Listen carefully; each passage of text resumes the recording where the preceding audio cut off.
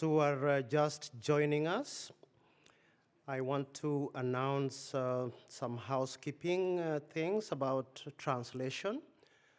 So for those who want to listen in Spanish, the channel is 2. Please pick your headsets at the door, and French will be channel 3. Spanish channel 2 and French channel 3.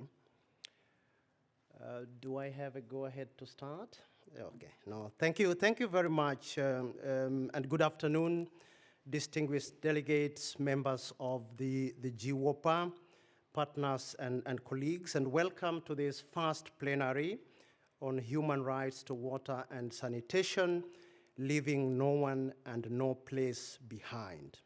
And if there is a statement to remember after this session, is that if utilities fail, human rights fail, and the people's health and well-being fail.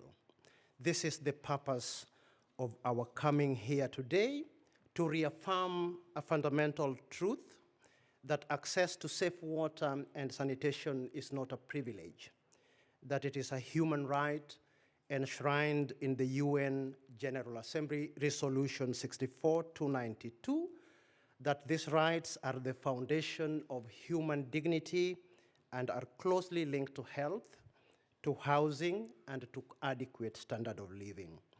Let us be clear on one thing, that these life-saving rights do not materialize in boardrooms or in conferences such as this.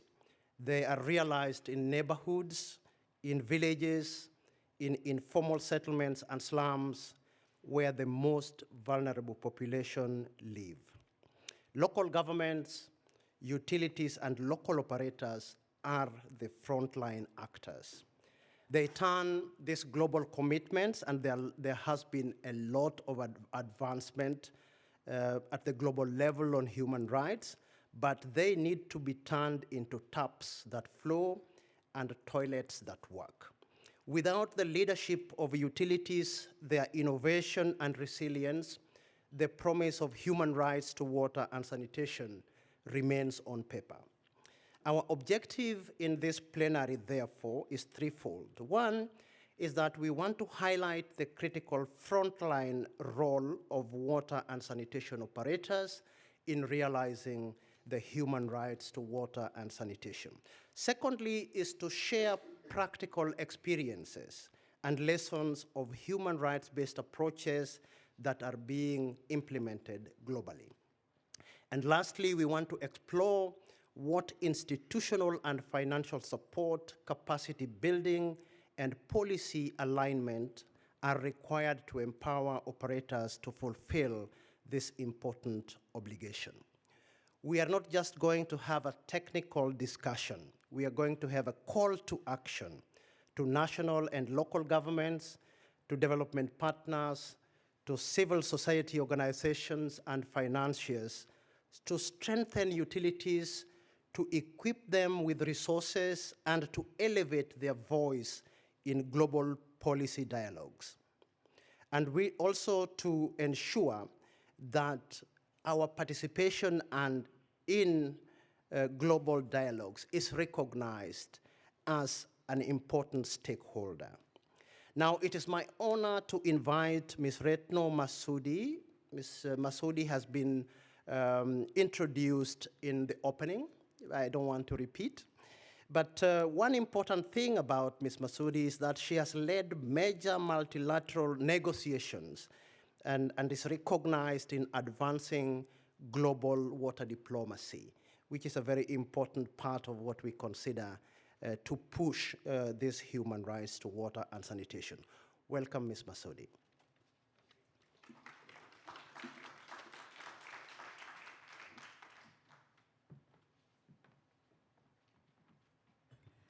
Thank you very much. It's always very challenging to have a meeting after the lunch break. But I'm sure that you had your lunch, right? What did you have?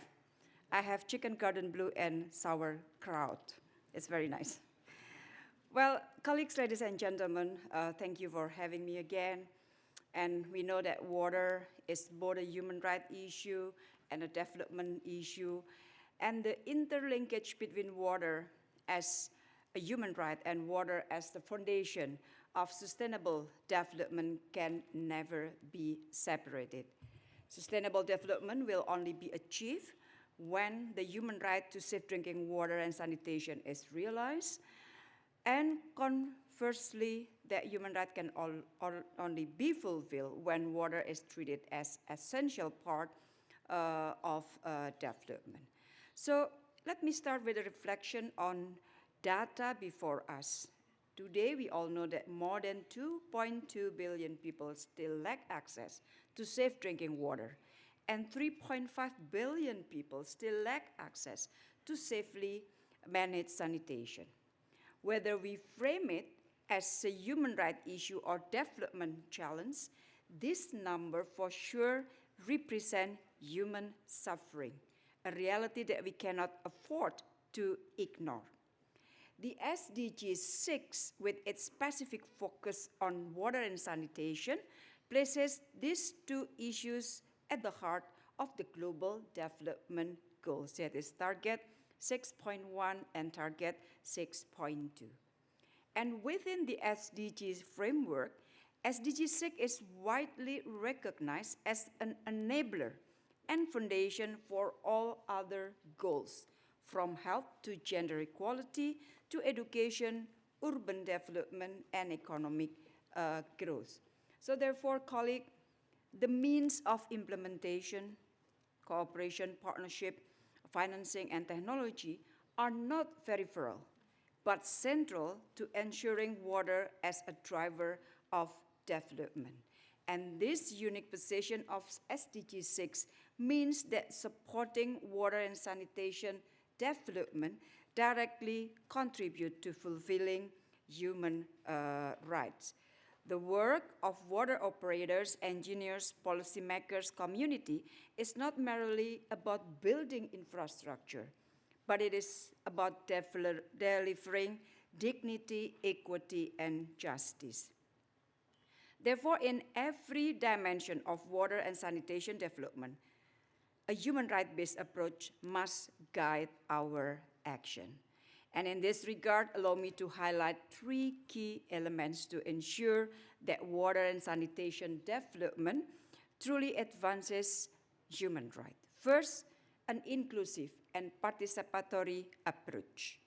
Women, youth, persons with disabilities, older persons, children must be involved in every stage, from planning to implementation to monitoring. Only through their meaningful participation can our efforts truly respond to the challenges they face and fully address the human rights aspect of water and sanitation. Second, mobilizing financing. Financing for water and sanitation cannot be viewed in isolation. The same principle applies to financing for human rights efforts. Water and sanitation as part and parcel of human rights must never be forgotten in resource mobilization and allocation. And finally, a focus on human impact. Colleagues, water and sanitation effort must not be measured merely by the number of pipelines and facilities built, but by how they transform lives of the people, how they empower communities, reduce inequalities, and uphold human dignity. Therefore, I challenge all of us today to think beyond operationalization of water and sanitation, among others on the social development aspect of water and sanitation. Ladies and gentlemen, water and sanitation development is not just about infrastructure, I mentioned before, but it is about people. When we make water and sanitation development more inclusive, more participatory, and more human, we will ensure the maximum benefit of water and sanitation. But of course, allow me to remind all of us again, development in itself is a prerequisite for the advancement of human rights, especially right to safe drinking water and sanitation. And through development in water and sanitation, we advance SDG 6 and we give life to the very essence of human rights. So I thank you very much.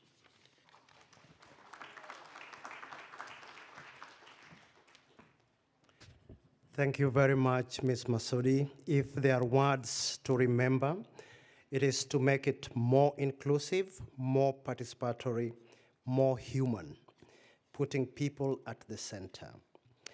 Now, I have the pleasure to invite Pedro Arroyo Agudo, the UN Special Rapporteur on Human Rights, to safe drinking water and sanitation. Mr. Arroyo has a long CV, but I will take one minute to go through it. Professor Emeritus of Economic Analysis at the University of Zaragoza. He co-founded the New Water Culture Foundation in 2002 to promote transparency, public participation, and rights-based water governance. In 2003, he received the Goldman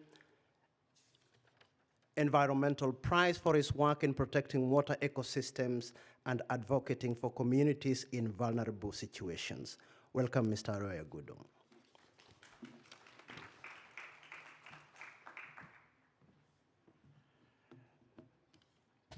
Well, first of all, friends, thank you. Thank you for this invitation. It's a great honor. Listen, advancing towards SDG 6 requires, above all, understanding the true nature of the challenge we face. To do so, we must bear in mind that the more than 2 billion people without guaranteed access to safe drinking water, for the most part, are extremely impoverished people, and they do not offer a business opportunity for anyone, but rather a democratic challenge that must be addressed primarily by states and multilateral financial institutions such as the World Bank. In convergence with the privatization strategies for water and sanitation services along the last decades, financialization strategies are now emerging.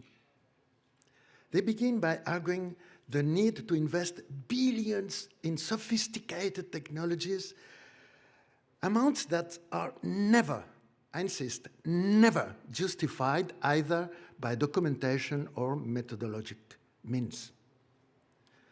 They then assert that governments lack the public funds necessary to meet this challenge and conclude the supposed need to promote public-private financial partnership strategies in which public capital must shield private capital from all risk while promoting tariff increases that guarantee attractive profits for investing corporations. Beyond the obvious, from my point of view, obvious perversions of this reasoning, I suggest a reflection. Is there really no public capacity for financing? Or is the relevant budgetary priority not being assigned to the effective fulfillment of human rights? Why is there no talk of lack of public funds for the irrational and suicidal arms race that is being imposed on us at present? No one talks about lack of financial means for this. To advance in the fulfillment of SDG 6, we need to adopt a human rights-based approach to governance, developing the principles of, among others, of equality without exclusion and the principle of priority, both in reserving the highest quality accessible sources to supply drinking water and in allocating the financial resources available in public budgets. I insist on something that is a little bit provocative, but I say usually, very often, not even poverty excuses the application of this principle of priority when it comes to guaranteeing drinking water. As we are taught by women from the most impoverished families and communities who assume this priority and devote enormous efforts to guaranteeing water to their families. This is the example. I used to say the governments, I call the governments to take the example of these women. Another essential key to accelerating progress toward SDG 6 is to build effective bridges of dialogue, recognition, and collaboration with right holders, with water and river defenders, who work and fight daily for their human rights, with women at the forefront, by the way, and who are often criminalized and repressed. There is often an insistence on the need to promote a dialogue with stakeholders, including large corporations with their enormous lobbying capabilities. However, from my point of view, the great challenge lies in promoting bridges and dialogue and collaboration with the right holders who are the most interested in the effective fulfillment of SDG 6. I insist, with women at the forefront. In my view, the third key lies in strengthening democratic water governance at the local level, both municipal and community. In my report this year to the UN General Assembly, some days ago, I defended the need to manage water sustainably as a common good. This requires states to ensure effective public control over water and aquatic ecosystems, but without losing sight of the fact that these are common goods, which requires transparent management that is accountable and open to citizen participation. In short, democratic water governance based on local participation and rooted in the territory. To this end, it is essential to strengthen local autonomy and capacities with the necessary resources and means. Governments must not only respect municipal and community autonomy in water and sanitation management, but also actively support the local institutions responsible for these services. The law that is about to be passed in Colombia on water management in rural areas, which are generally very impoverished and marginalized, provides a good example. The law not only recognizes but also strengthens community management through what is known as a public-community partnership strategy. It's a very, very interesting document and concept. Faced with the challenge of large investment in sanitation, water treatment, network renovation, and climate change risk prevention, which exceed local capacities, governments must provide public resources and financing platforms on terms that are acceptable to local institutions. Beyond the public funds available, the negotiation of complementary funds in capital markets must be addressed by states, preventing municipalities from being forced to negotiate under unacceptable asymmetrical conditions. In the case of developing countries, multilateral public banks such as the World Bank should facilitate these financial conditions rather than focusing their priorities on opening up business opportunities for large private corporations. Applying the principle of cost recovery as an exercise in community responsibility involves implementing tariff systems, of course, decided open with broad social participation that guarantee universal access to services, including for those who have difficulty paying. The model of charging by usage blocks and increasing tariffs offers an example of this, in which excessive usage ends up generating a cross-subsidy for basic usage, following a logic very different from that which the market would promote, reducing prices for good customers in order to increase consumption and maximize profits. But the democratic governance we propose does not seek to make profits, but rather to promote universal access to services and minimize the water footprint. It is essential to apply the polluter pays principle, which I prefer to express as the who degrades restores principles, avoiding charging the cost of cleaning up pollution on the water tariff instead of changing instead of charging it to those who produce it. Unfortunately, the UN has no institution focused on addressing the global water crisis. And given this vacuum, the private sector has failed the UN's role, promoting, for example, the World Water Forum. Imagine for a moment if the WHO didn't exist and it was the pharmaceutical lobby that periodically convened us to discuss pandemics and public health risks. Well, that has been the situation with regard to water until 2023, when the UN convened the Water Conference in New York, which will go down in history if we manage to make it the beginning of a path in which the UN assumes its responsibilities on this front. To this end, it is essential that 3 questions from my point of view. First, the General Assembly institutionalized the periodic convening of this conference, promoting the corresponding multilateral process. Second, a human rights-based approach to be adopted. And third, the conference be open to broad social participation, including municipal and community institutions, as well as public operators.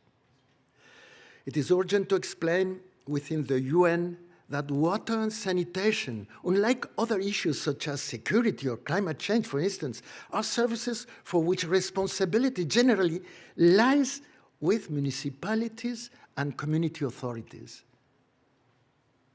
And it is why it is essential to open up a municipal and community space at the water conferences. And finally, just a reflection. This global water crisis is, from my point of view, I have explained a lot in my reports, a democratic governance crisis. It's a crisis of governance. And I remember all the time, as the Italian movement for the human right to drinking water years ago, with the referendum in Italy, you know, they said, it is spelled water, but it reads democracy. Thank you very much.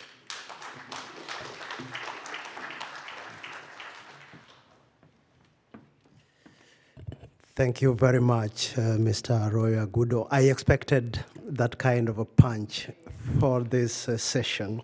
This is actually your meeting on human rights. Let me now take the opportunity to invite a minister from South Africa. Oh, you're in the room, thank you.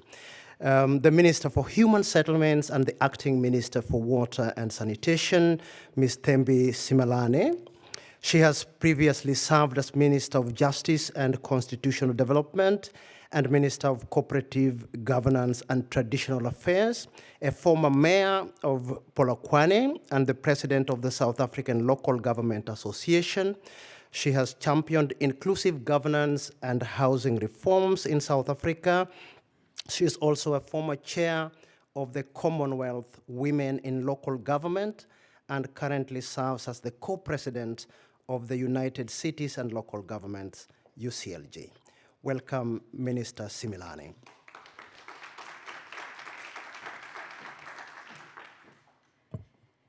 Thank you very much, Program Director, Excellencies, distinguished guests, my esteemed colleagues, good afternoon.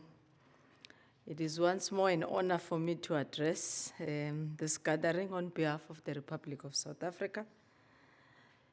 This afternoon, I'm speaking on a matter of great importance, human dignity, and fundamental importance, on the recognition of water and sanitation as an inalienable human right, and also resolute efforts that we're undertaking as government to realize that this becomes the rights for all. First and foremost, as a government, our commitment to human rights is enshrined in our Constitution, which explicitly guarantees every citizen the basic human right, including access to sufficient water, in an environment that is not harmful to health and the well-being of all its citizens. This constitutional guarantee is operationalized through comprehensive legislation, notably our Water Service Act of 1997, which mandates municipalities, who are also called water service authorities, to ensure access to safe and adequate water and sanitation services, and dictates that this becomes integral part of the health and the well-being and eradication of poverty for all its people. Furthermore, our National Water Act requires that the national water resource should be used, conserved, managed, protected, and developed sustainably, thus ensuring availability and water security. We have made as a country major policy shift through the adoption of the National Sanitation Policy, which was approved by Cabinet in 2016, which was developed through a review of what we had as a white paper, which was adopted in 2001, to make sure that there is a proper, clear household sanitation policy and a framework that subsequently Cabinet assented to. This policy encourages new thinking around sanitation management, innovation, more appropriate ways of treating human excreta, and advancing the view that sanitation is a resource rather than a waste. Although the resource recovery and the reuse of sanitation is still at its early stages in our country, there's an increasing research and development that shows various options of reusing wastewater and fecal sludge. In June 25, as recent, government has published the revised compulsory national water and sanitation service standards that regulates access by setting appropriate standards for various circumstances and promoting safe management of water and sanitation. Furthermore, it gives incentive-based regulatory mechanisms such as Blue Drop certification, which monitors our water quality, and Green Drop certification, which manages and monitors the performance of our wastewater treatment in order to meet the final effluent water quality standards. And this program ensures that there is proper implementation. It also encourages the improvement of practices and hold municipalities accountable in order to protect public health and the environment. We have also ensured that these rights, the human rights affirmed by this, plays a pivotal role in redressing the socio-economic inequalities and promoting social justice. We have various oversight structures, one of them being the South African Human Rights Commission, which actively monitors and addresses violation of these rights, particularly in rural and informal communities. Of importance about this, they don't wait to assess, but they also have got an open door policy where, as a rural or as a person who feels under-serviced, you could write a complaint which must be investigated, time-bound, and a report need to be officially issued with remedial mechanisms that either a municipality or a provincial government must address. This assists us in ensuring that government, we stay true to what we have instituted in our constitution as access to free basic water and sanitation policies by providing every indigent or low-income household with basic services at no cost.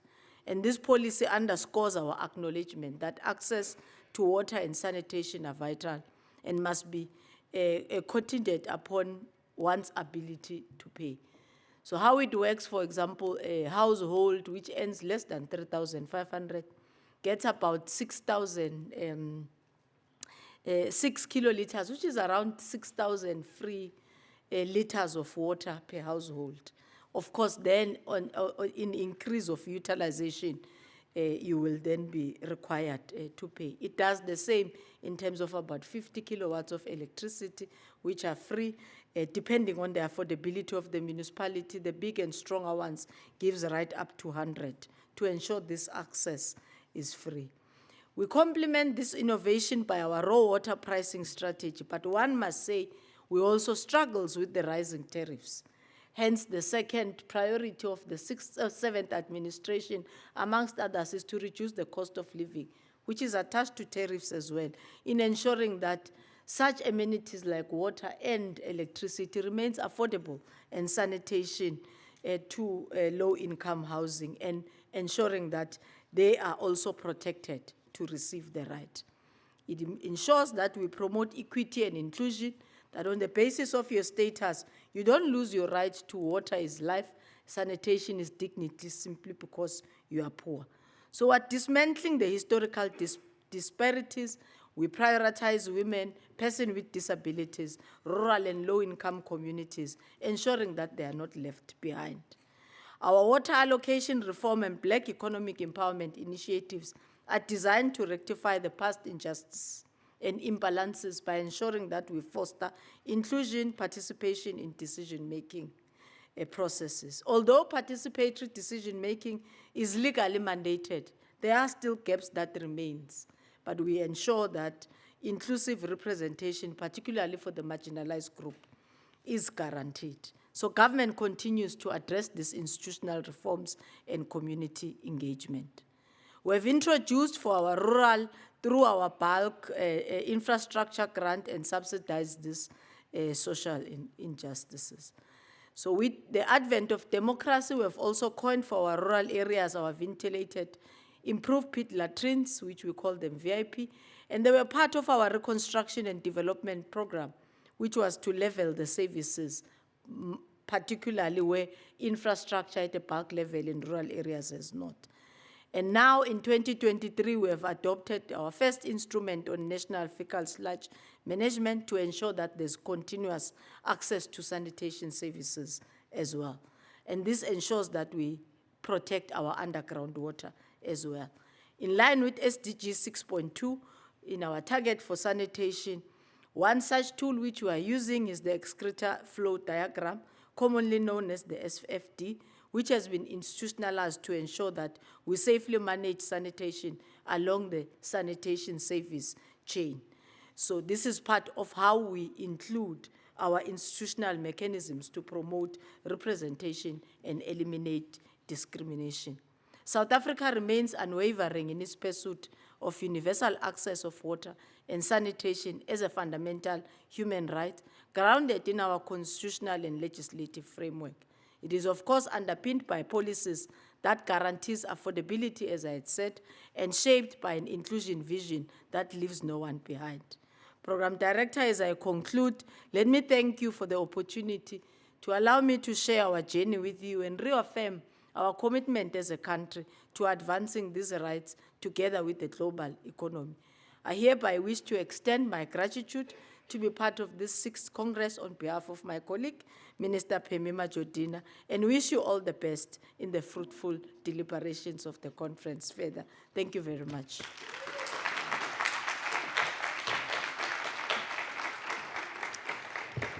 Thank you very much, Minister Similane. That is South Africa's journey, a demonstration of leadership from the top and a commitment to provide water and sanitation. One thing that I get, which is very strong from your speech, is that you don't get to lose your right to water and sanitation simply because you are poor. Very important. Okay, so now we move to our next speaker. Ms. Yasmin Faoud is the Executive Secretary of the United Nations Convention to Combat Desertification. And one would ask, so what about human rights and desertification? This is something that is very critical because resilience, the status of our soils, and desertification affects water security directly. Ms. Faoud has previously served as Egypt's Minister of Environment from 2018 to 2025, playing a pivotal role in major international negotiations, including COP27 and COP14. With over 25 years of experience in environmental governance and climate diplomacy, Ms. Faoud has championed integrated approaches to land restoration, water resource management, and sustainable development, ensuring that vulnerable communities are not left behind. Welcome, Ms. Faoud.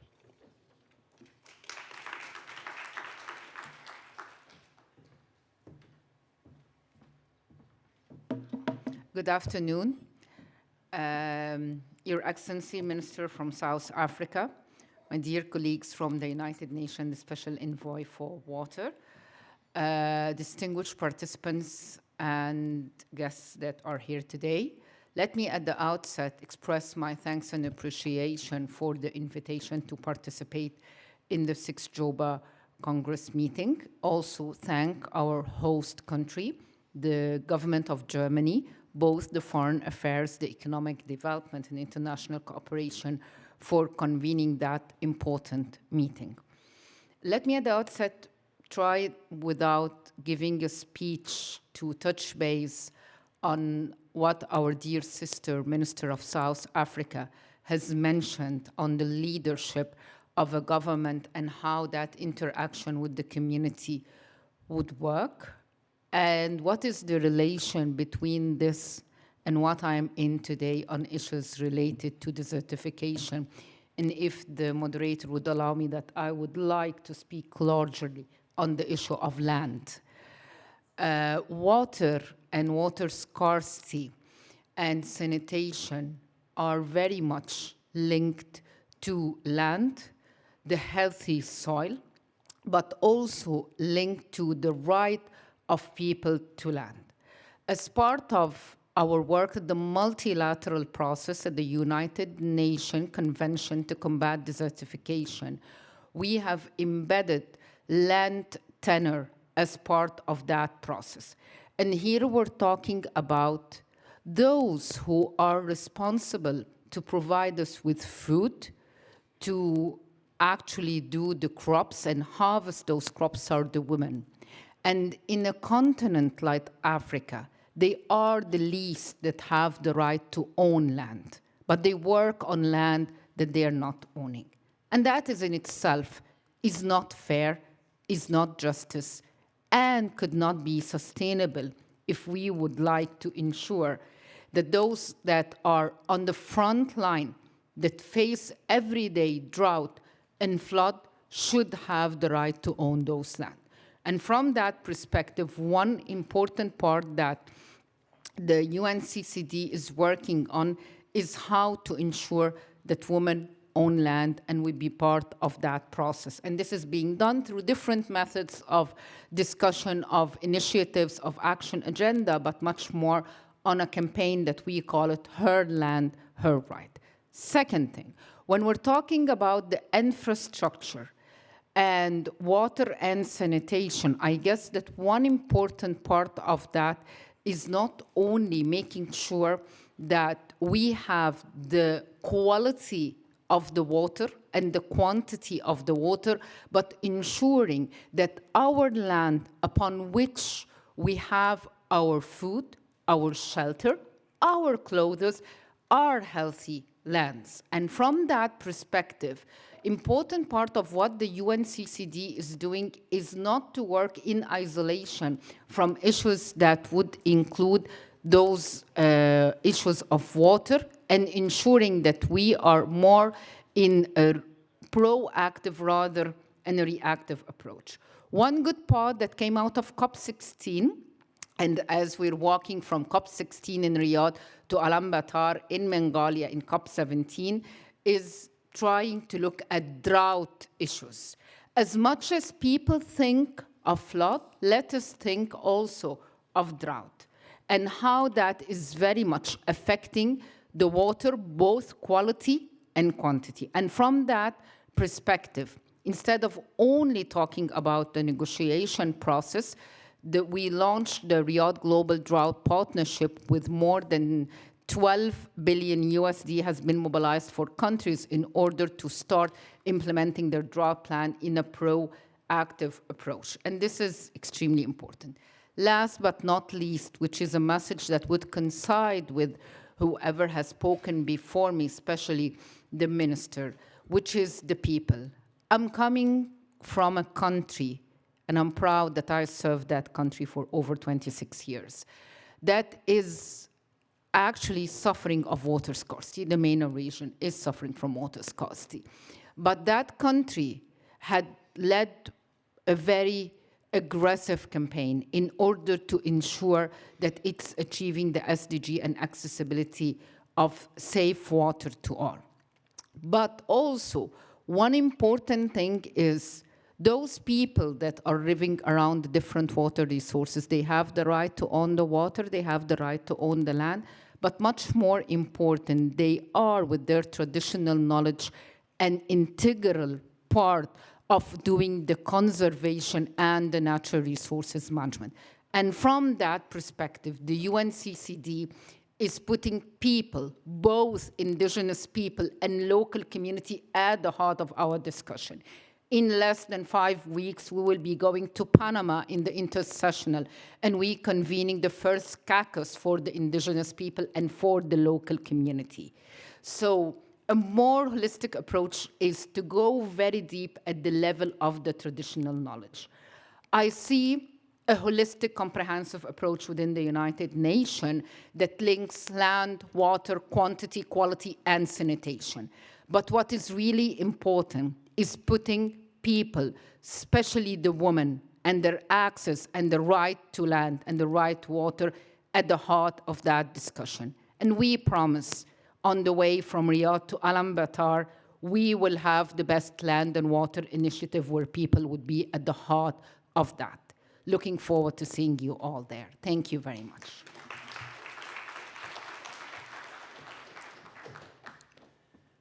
Thank you very much, Ms. Faoud, for highlighting the important role of the right to land.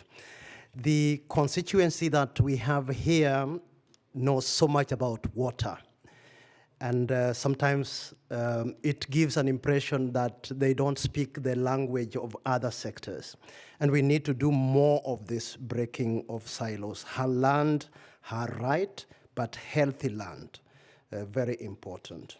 Let me now take this opportunity to welcome our panelists. We have 3 panelists that we want to invite in front. The first is from the Asian Development Bank, Mr. Vivek Raman.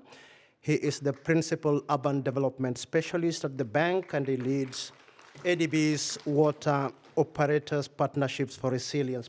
Please. He leads the ADB's Water Operators Partnerships for Resilience program and has over 15 years of experience in water and sanitation, urban development, and climate resilience. Previously, he has worked with the World Bank on infrastructure and service delivery projects. The next panelist is Ms. Ana Calvit Moreno. She's head of research at UCLG. She specializes in local governance, migration, and sustainable development, and coordinates UCLG's flagship reports on SDG localization. For those who are not aware, UCLG is the United Cities and Local Governments. The next panelist is Ms. Elda Odongo, the acting head of commercial services at Kisumu Water and Sanitation Company Limited. She's a strategic leader with strong business insight and sector expertise, and drives innovation and collaboration in enhancing service excellence. So let me join you, and we can have a discussion.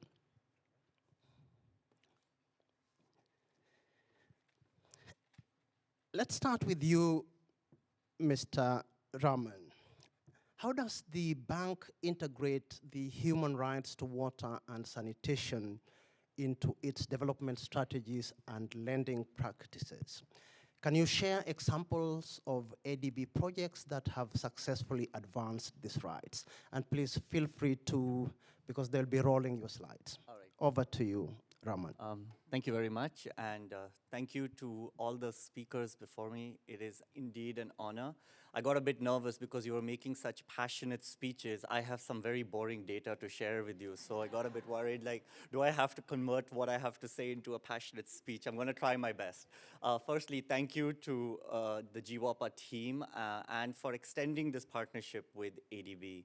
For those of you who may not be familiar with ADB, and just to give you a different perspective of where we are coming from, you might be wondering, what is a development bank or a financial institution doing amongst utilities and twinning them, et cetera? So we're a $100 billion bank, roughly.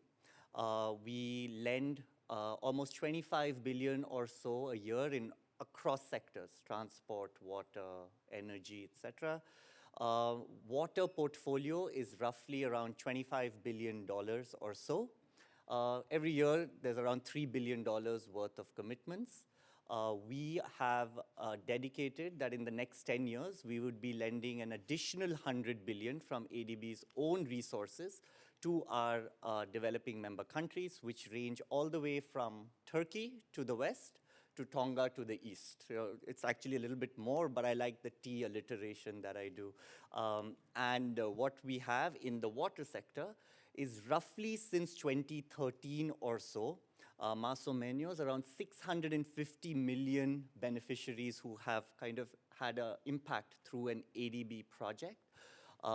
Now, it's not just infrastructure alone, right? So there is a huge capacity building piece of work as well that we do, because you know that it's not the infrastructure that is built, but how do you maintain that infrastructure? What's the capacity you build? And people have made some fantastic points about the case for human rights, the case for capacity building, institutional strengthening. We have trust funds as well. These trust funds, we have some partners here as well. It ranges from the government of Germany, Spain, Netherlands, Gates Foundation, who help us add that extra special sauce to what we are doing in terms of building infrastructure. We have a water financing partnership facility. So roughly around $200 million or so has gone into this piece of work since 2007. We've leveraged around $11 billion worth of projects and roughly 120 to 130 million beneficiaries through this capacity building work. We have to do this kind of calculation because we have donors who ask us for results, and therefore every piece of work, we are trying to even improve this even more to see how we can get the right attribution. Now let me come to a little bit of a slightly different perspective for you, because we work in Asia and the Pacific, and we do a benchmarking exercise every 5 years or so, and it's called the Asian Water Development Outlook Report. And how this extends the human rights-based approach that we have adopted.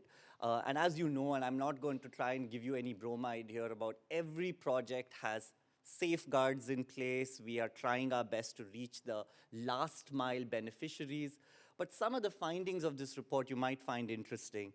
So what we are doing here is we have 5 key dimensions for measuring water security. So if you look at very obvious direction to human rights, we have key dimension 1 on rural, and we have key dimension 3 on urban, which is directly counting what are the government's efforts in being able to extend wash services to its people. KD2, which is economic water security, is looking to say, do people have water to work in agriculture, industry, productivity? KD4 is looking at your water sources, right? How is the pollution in the river being managed? What kind of systems do you have in place to do that? And lastly, we are looking at floods, storms, drought protection. How are countries preparing for that? We've come up with a complicated methodology, and if I've earned a little bit of your trust, let's assume that this methodology works. We've been doing it since 2007, and every time we bring in more partners. So this time we brought in the University of Oxford, we brought in the IWMI from Sri Lanka to help us refine all of this. So what did we find? Let me skip this one. So in a preview, so we're actually launching this report in December. But let's start with the good news, right? Very often we get, there's a story of hope here, and that's what we want this report to do. 2.7 billion people in the Asia and the Pacific since 2013 have been provided with basic water security. Now let that sink in for a moment, because sometimes we often don't realize the numbers that we have to reach in a continent as large as Asia and the Pacific, and this is pretty remarkable. If you look at our top performers in terms of countries, you've got the People's Republic of China. Strong political will and improvements in rural wash has now led them to give them provision to almost 96% for sanitation, piped water somewhere in the 70 to 80%. So doing well. India, again, political will, huge. So big chunk of this number is coming from India, with people who have been given access to toilets in rural India. If you look at Laos, their story is coming from economic water security. They put in place certain policies that protect how they are using it for agriculture, etc.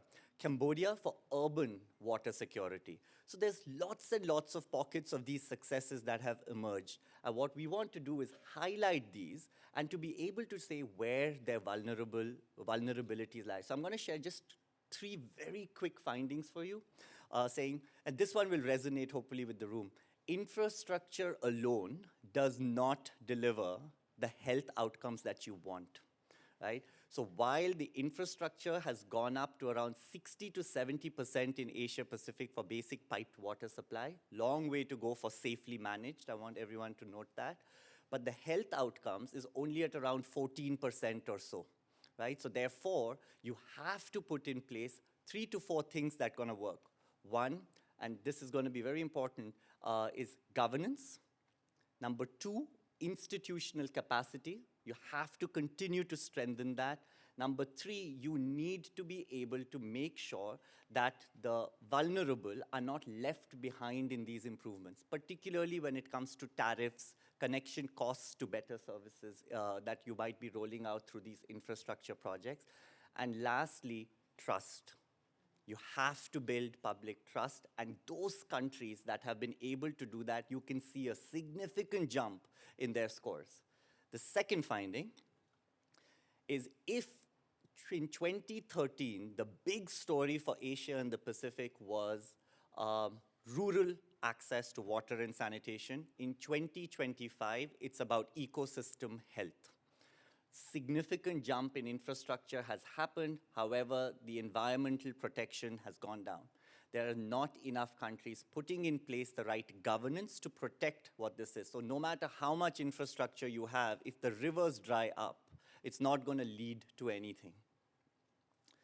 And lastly, and this one it personally resonates to me as well, is in times of disaster, it's communities that matter the most.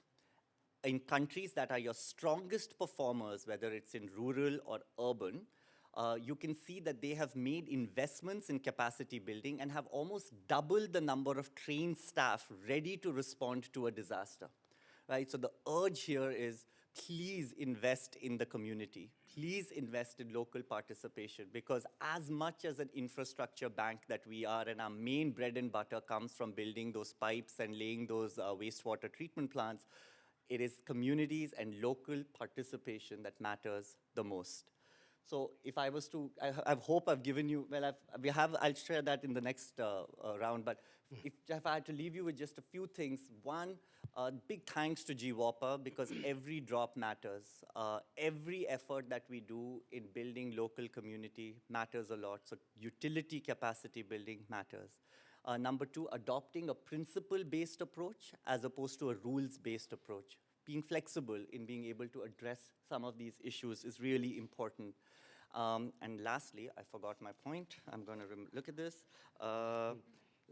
People learn from people, right? And that's where twinning comes in so importantly. And that's where all of these efforts come in, because we should not forget that it's not a project on a paper. People learn from one another, and that has the best result that you can ever see. So with that, thank you. I went on a little bit longer than No, I mean, I was enjoying your intervention. Thank you very much, Raman, really. You are emphasizing beyond infrastructure, we need governance, institutional capacity, and focus on the vulnerable. Very, very important message for this session. Now let's go to Ms. Moreno. UCLG support to local governments and regional governments in implementing the human rights to water and sanitation, especially in underserved urban and peri-urban areas. Can you please share some examples of local and regional governments that have successfully implemented inclusive water and sanitation policies? Over to you, Anna. You have a microphone there. Yep. Thank you. Thanks to the organizers for inviting UCLG to this important meeting, and hello to everyone here. It's been great, the conversations that we're having. So for those of you who don't know United Cities and Local Governments, we are the main network in terms of representativeness of local and regional governments. Globally, we represent the voices of over 50,000 members of all sizes, levels, and geographies, and the voices of their communities as well. And our work focuses on opening spaces for these local governments to jointly discuss issues that matters to them, and engage also directly with the UN and the multilateral system, ensuring that their priorities also shape global decisions. So it's so great to see our, our previous co-president, Ms. Tembisile, because she did a wonderful job with UCLG, representing the voices of all local governments in the world. So at UCLG, we start from a clear premise. So for us, water is a human right and a common good, which is also a word that has appeared before. Despite years of progress, we know that the right to water and sanitation remains, however, unevenly realized. Actually, the very fact that the previous UN Water Conference took place in 1977, before the one in 2023, kind of shows how long it took for the world to bring back water right to the top of the political agendas globally.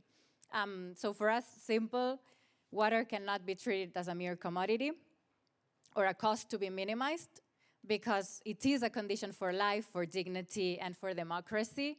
It is an investment in the present and the future of people and the planet, as we are also hearing here, and it requires responsible, transparent, and inclusive governance, where public authorities lead, communities participate very strongly, and all actors, including private operators when necessary, contribute in the service of this common good. So local and regional governments, because we are the closest level of government to the communities and the ecosystems, we believe we are key to turning this right into a reality.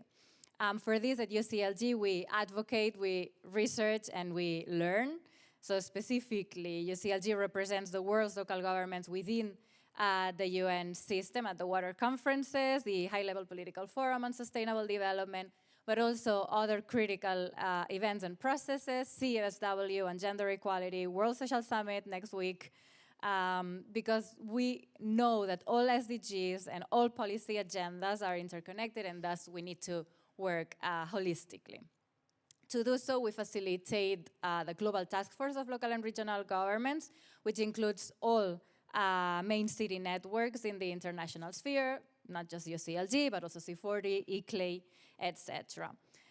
We also facilitated, along with UN Habitat colleagues, with whom we have an extensive collaboration, we facilitated the UN Advisory Group to the Secretary General, the UN Secretary General on Local and Regional Governments and its consultations. The concluding report of all of this work will hopefully be debated soon at the UN General Assembly. And what we aim to do is to reinforce this strategic collaboration between the UN and the member states and local and regional governments. This year, critically, we also facilitated the consultation of the UN Special Rapporteur on the human right to water and sanitation, engaging our members to inform his report on democratic water governance and human rights. It was a powerful demonstration, at least this is how we believe it. The local governments are not just implementers, we are co-creators of rights-based and democratic governance frameworks. We also advocate for direct access to finance for local governments and co-investment models that put people, communities, and nature at the center, as we did last June at the Financing for Development conference in Sevilla. We promote partnerships with the UN, different agencies, with the OECD, also UNCDF, that reinforce this public leadership and local accountability. And we also facilitate research products, decentralized cooperation and exchanges, helping local governments design inclusive governance models and use territorial approaches that connect land uses that were mentioned 5 minutes ago, public services, social inclusion, and ecosystem protection. So our constituency here is sending a very clear message to the international community. We're deeply committed to ensuring universal access to water and sanitation, particularly for the most vulnerable, but we need recognition, support, and the means to act.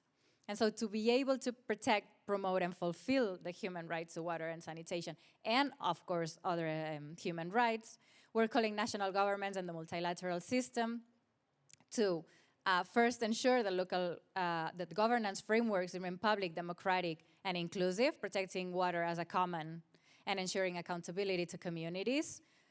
2, guarantee clear mandates, adequate resources, and sustained capacity buildings for local governments to fulfill their human rights obligations. 3, foster the inclusion of women and girls in water governance. So let's use water and sanitation to comply with our duty as public administration and utilities to repair historical injustice and not create new inequalities. 4, promote multi-level and multi-stakeholder collaboration in managing water ecosystems. 5, empower local governments to bridge the urban-rural divide and promote intermunicipal and interregional governance of water basins. And 6, build a renewed, inclusive, multilateral system based on ownership, co-creation, and peace, where particularly decentralized cooperation plays a transformative role.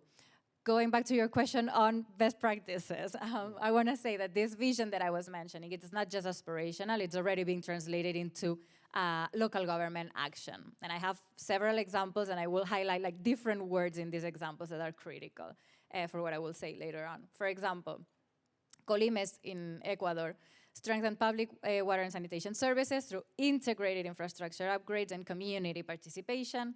The Association of Local Authorities in Tanzania is empowering residents to take ownership of hygiene and sanitation, treating women's menstrual hygiene needs through dignity and respect. Atirau in Kazakhstan is transforming its wash systems to restore ecological balance. And public health, Zgarta in Lebanon, with international partners, is rehabilitating wastewater systems and addressing the needs of vulnerable communities, including refugees. This is a massive issue for them, but the local governments are offering public services also to these communities. Bordeaux in France dedicates 1% of its public revenues to decentralized cooperation projects, including in WASH. NALAS in Southeast Europe, a network of local governments, it's building collective capacity amongst municipalities. In Kenya, Kakamega County joined the Global Caring Cities initiative to improve service delivery in low-income areas and empower communities to demand accountability, critical word. And in Kisumu, Kiwasco offers targeted financing and removes high upfront costs to ensure universal access. These very varied experiences, we've gathered them through different means, like several surveys, member dialogues, and also GWOPA's wonderful input to the Goal 7 research process on the economies of equality and care, which I have the pleasure to coordinate. I hope you can read this and you get inspired by it. You have a wonderful map out there with several utilities that are particularly working on this, because if you look at these experiences closely, you will see that they all share a shift in mindset of local governments, of utilities, right? One that goes from merely managing services to upholding life itself through the lens of care. So to us, care is not merely an economic sector or a metaphor. It is a governance principle to achieve human rights for each and every one of us. It means placing the sustainability of life, of people, and of our planet at the center of public action, including WASH policies. I actually, as Mr. Kurbanov was saying before, it's not about surviving, but about thriving, about living well. And because a caring approach to water redefines priorities. It protects ecosystems as the foundations of life. It values social reproduction, so those tasks, those people that had been invisibilized before, a caring approach puts them at the top of, on top of the table and ensures that every person's human rights, dignity, and well-being guide decision-making, including those of utility workers themselves. So these experiences, and with this I want to finish, they show that when local governments, when utilities are recognized, they're resourced, and they're connected, the right to water becomes tangible, not as a declaration, but a lived reality. Thank you very much. Thank you very much, Anna. The closest level of governments to the people. So empower them, resource them, unite them, then that is the trick. Finally, Ms. Odongo from Kisumu Water.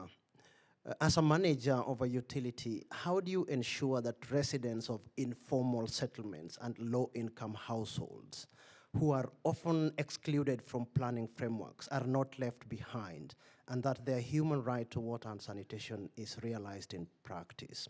What practical steps can utilities like Kiwasco take to balance financial sustainability with the obligation to keep services affordable and accessible for the poorest communities? Well, thank you for the opportunity. I came in today filling in for my boss, who is a man, but I'm happy stepping here from morning. I've realized that the future is female. And I'm saying that from a point of being a president of a women association in Kenya. I am happy to be here. Now, back to your question. In Kisumu, we have about 60% of our population that we serve live in the low-income areas. And with that, it goes without saying that we have to find strategies and we find ways of serving the 60% that are living in the low-income areas. Because if you ignore that, then it means that you're only going to be serving 40%. And we all know what we need to do as service providers. If we have to reach each and every person with dignity and ensure that we give them water and sanitation. So what we've done as a utility and what we've put within our structure is, number one, we go to governance.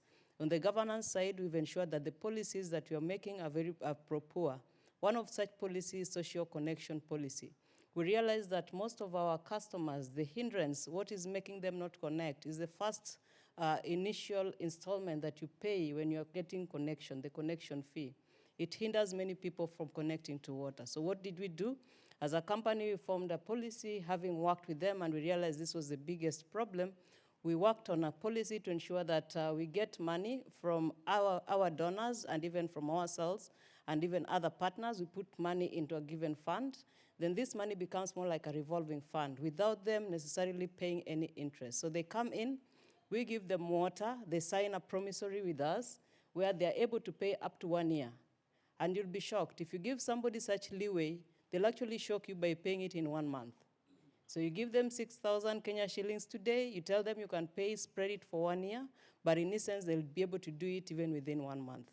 So that is one of those policies we've done, and we've ensured that in the governance side, we work on such policies to ensure that we are able to connect these people.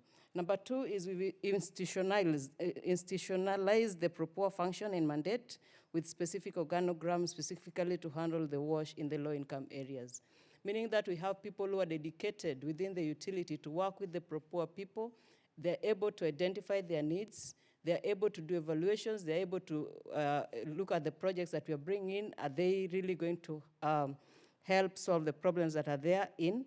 So this is not something that is done one-off, but it is something already within the organization, and the organogram is very clear where they're reporting. Are we able to measure what they're doing on a day-to-day? The third one is still under governance.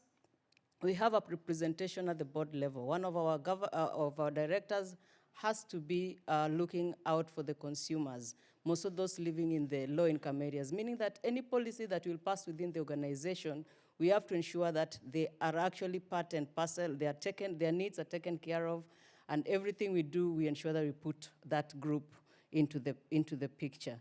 The second bit of what we are doing is the planning side. Under our strategic plan, we've ensured that one of the key priorities is pro-poor initiatives. So when we're working on our strategic plan, we ensure that the key strategic priority is pro-poor initiative, and that means that this is something that we have to monitor in the next 5 years, see that the outcomes that are there are actually impactful, and we are actually meeting these needs. The second thing is that we have a strategy and marketing plans in order to realize continuous inclusion. So every other quarter, in every other meeting that we have, then we have to monitor that. The third one is on financing. Whenever we are working on our budgets, we ensure that 30% of the overall company budget has to go to the pro-poor side. And that also has to be looked at through and through. But even as we do that, we'll also diversify our funding opportunities. We look through proposals, we bring in any resources we're able to get through other means, then we also bring that into the pro-poor areas. And then when it comes to service delivery and access, that is where now that is why it is now more important to ensure that they're included.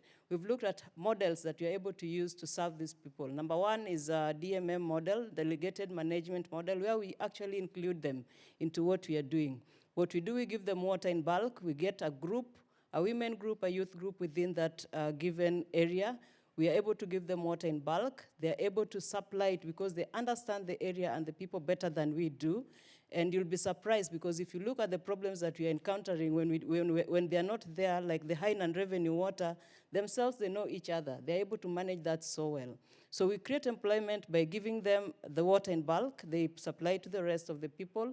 And then once they've supplied that, they only pay us what is due to us. They're also able to make money as they're doing that. Number two, we also look at how we are able to prioritize extensions in the informal settlements. Right now, in the informal settlements that we have, the water extensions at 92, their coverage is at 92%, and that is good because it means that we only have 2% remaining so that we are able to cover the low-income areas of Kisumu at 100%. The next question is, what practical steps can utility like UASCO take to balance financial sustainability? Number one, we've learned to invest in cost-effective, sustainable technologies that are more efficient. That way, we are able to sustain them for long. Number two, we create enabling environment through formulation of policies and support WASH in initiatives in the LEAs.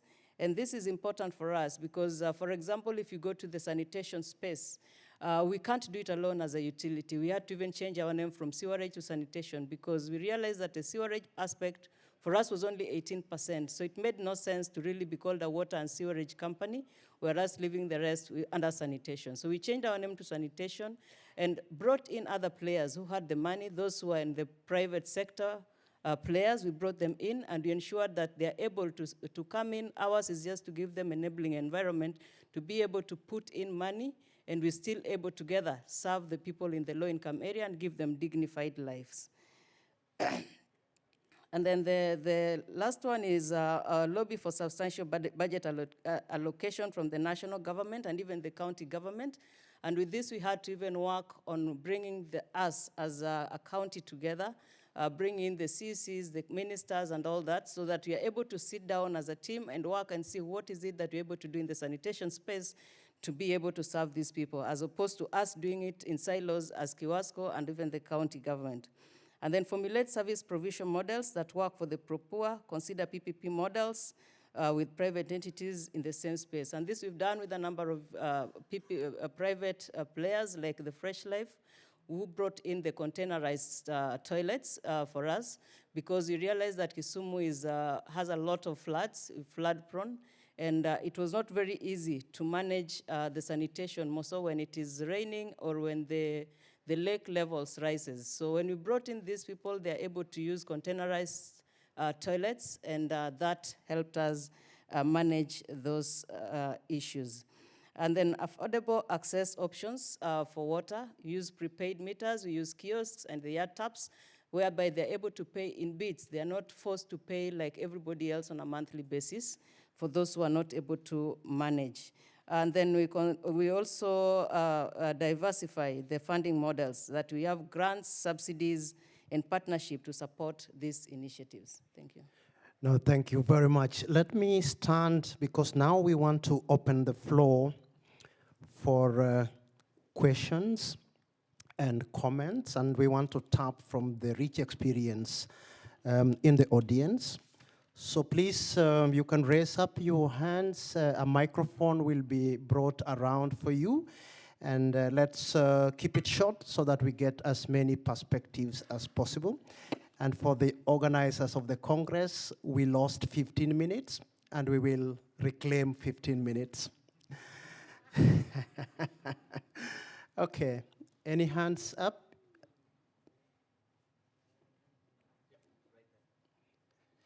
Yes, we start with you. And can someone help with the microphone?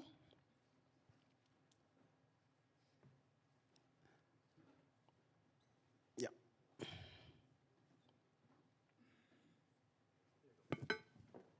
Yeah, thank you. Yeah. Any other hand? Okay, very good. So we have 3 hands now, so she will start, and then we get that experience, and then Prof will come after. Okay, thank you so much for those really great insights. My name is Irene Guy from WaterAid. My interest is around the narrative that the sector has been trying to mobilize around financing for dignity. But we realize that when you're talking about sector financing, a lot of focus, especially for utility in terms of performance, has been leaning more on the financing assets, and this is what is disincentivizing utilities to finance for dignity. So I would like to raise what kind of mechanisms, and I'm really glad that we have examples of utilities like UASCO talking about what they are doing to make this a reality. But this is an exception and not the norm in the sector. With 5 years to come, how can we leverage and mobilize financing to be more about financing dignity and not just the narrative around financing sector? What should we do differently then, particularly in view of the funding cuts also with ODA? Let's keep that in mind. So the next, yes, please. Thank you very much, moderator, and all the presenters. I stand here to applaud you and thank you for your deliberations and information you gave. I'm Stephen Basaliza from Uganda. I'm a member of the National Water and Sewerage Corporation Board of Directors. At the same time, I'm a commissioner at the Uganda Human Rights Commission, plus others. When you talk about a human right, I was so impressed that nothing can take place when the rights are observed. And when we talk about water and sanitation, these are rights that somebody is entitled to have. In the Uganda Constitution, there are some rights that must be observed and followed. First of all, right to life or liberty and others. You cannot have those if there's no water, there's no proper sanitation. Health, education, and all others fall in line. So all the presenters were talking from the human rights-based approach. I thank you, and thank you very much. Thank you very much, Prof.